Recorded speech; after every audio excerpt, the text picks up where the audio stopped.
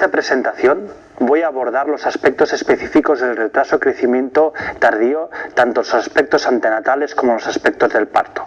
En relación al primero, a los aspectos antenatales, existe un estudio randomizado que compara una conducta de control bisemanal cada 2 semanas con una conducta de control 2 veces por semana. Como ven aquí en columnas grises oscuras, a igualdad de resultados perinatales, el control más intensivo, es decir, cada 2 veces por semana, resulta casi en un 20% más de inducciones. Por lo tanto, el estándar en los casos de retraso o crecimiento tardío va a ser el control cada 2 semanas.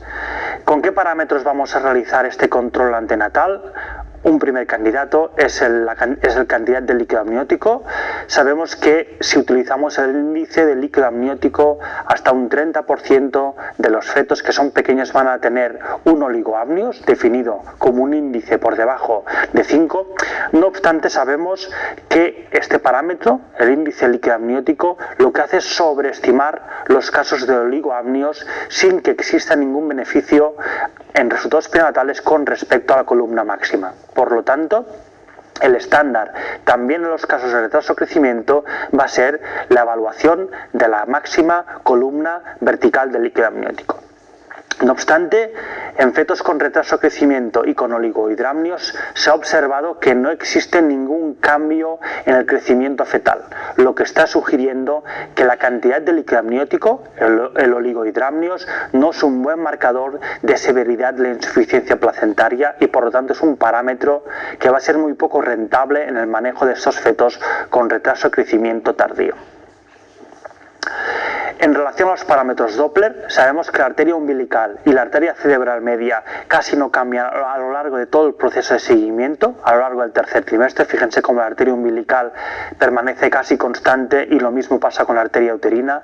Y por el contrario, la arteria cerebral media y en mayor grado el ratio cerebroplacentario, que es simplemente la división de la índice de pulsatilidad de la arteria cerebral entre el índice de pulsatilidad de la arteria umbilical, ven que muestra una adecuada progresión durante el tercer trimestre, lo cual hace a estos dos parámetros susceptibles de ser rentables en el manejo y en el control antenatal de estos casos.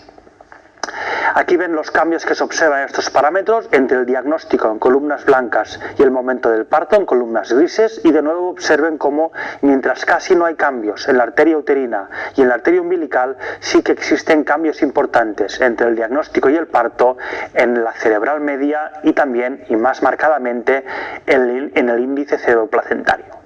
Por lo tanto, el estándar y nuestra recomendación es el control de este ratio cerebroplacentario en cada una de las visitas que hacen estos casos de fetos con retraso de crecimiento tardío.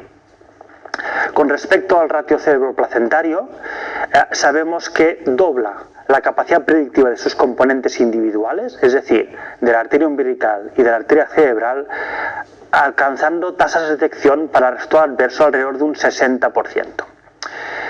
En relación a la arteria uterina, hemos dicho que no muestra una buena progresión durante el tercer trimestre, sí que de manera transversal se ha demostrado que se asocia a mal resultado, identifica la mayoría de recién nacidos que van a requerir el ingreso en la unidad de cuidados intensivos, y también identifica la mayoría de los casos que van a acabar necesitando una cesárea urgente.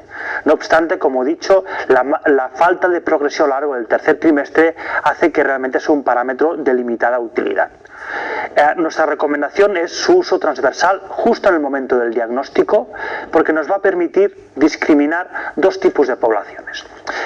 En aquellos casos en los cuales al diagnóstico la arteria uterina sea normal, que aquí ven en un gris claro, el riesgo de progresión a alteraciones más avanzadas, en concreto alteraciones del Doppler cerebral, es solamente, en el caso de la vasodilatación cerebral, de un 15%.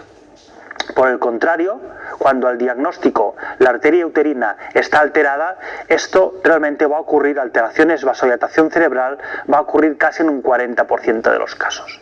Y esta discriminación nos va a permitir hacer un manejo mucho más personalizado de cada caso.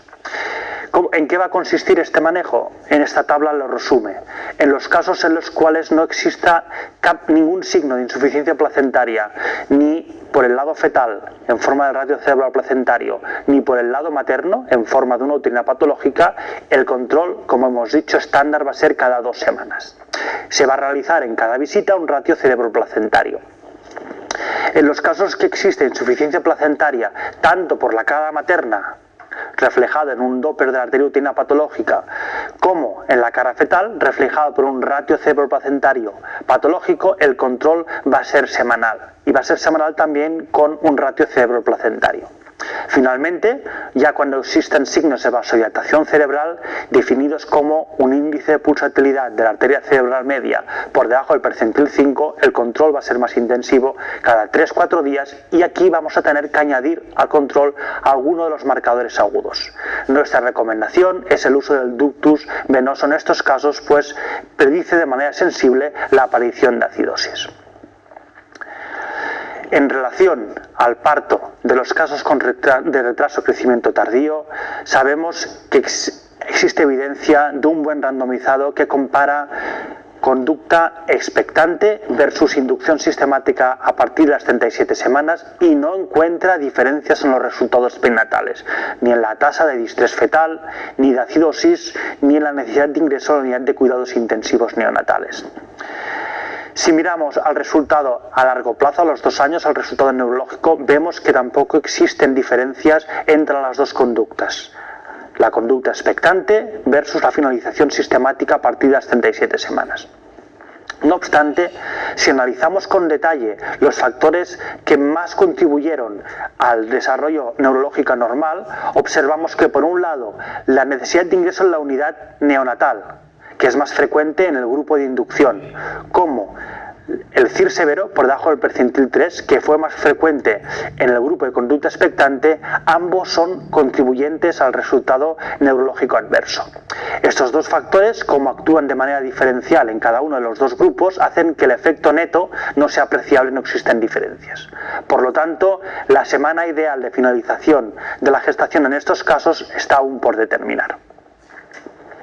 Si miramos hacia las pruebas de bienestar fetal en estos casos, observamos de entrada que más de un 30% tienen oligohidramnios, definido como un índice líquido amniótico por debajo de 5. Ya hemos visto que el índice líquido amniótico está sobreestimando los casos de oligohidramnios y esto lo ilustra muy bien. Y también observamos cómo una pequeñísima cantidad de casos existían normalidades en el flujo de la arteria umbilical. Esto es perfectamente consistente con la historia natural del CIR tardío, en la cual sabemos que la insuficiencia placentaria no se refleja en la arteria umbilical. ¿Quiere esto decir que la insuficiencia placentaria no exista? Y la respuesta es que no. Cuando analizamos histológicamente estas placentas vemos que de hecho la mayoría de ellas son anormales. Estrictamente solo un 20% de las placentas son estrictamente normales. Si miramos al tipo de anomalía que nos encontramos en estas placentas, observamos que la lesión más frecuente es la misma que en el CIR precoz, es decir, las lesiones secundarias a la hipoperfusión materna. Esto explica por qué en un elevado porcentaje de casos en los fetos con retraso de crecimiento tardío existen alteraciones del ratio cerebroplacentario, casi en un 25%, de la arteria cerebral media en más de un 15% y de la arteria uterina en un 20%.